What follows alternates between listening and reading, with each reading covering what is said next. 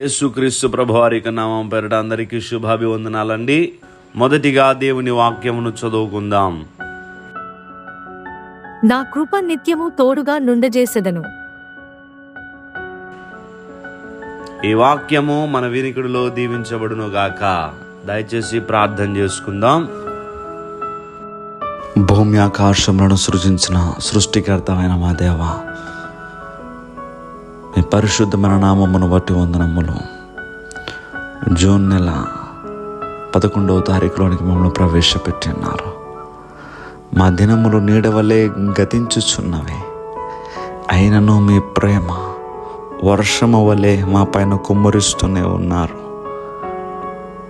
ఏ విషయంలో తొలగిపోకుండా, ఒకవేళ పడిపోయినా మమ్మల్ని తిరిగి లేవనెత్తి నడిపిస్తున్నందుకు మీకు రుణస్థులమై ఉన్నాం.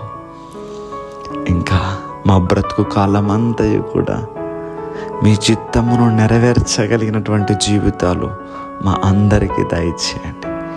ఈరోజు నీ బిడ్డలు వారి పనులు ప్రారంభిస్తూ ఉంటుండగా వారి పనులకు మీరు తోడుగా ఉండి వారి అవసరములన్నిటినీ తీర్చి ఈరోజు అంత సంతోషంగా ఉండేలాగా సహాయం చేయండి. విదేశాల్లో ఉన్నటువంటి బిడ్డలందరినీ జ్ఞాపకం చేసుకుని మీరే వారికి తోడు ప్రభువా.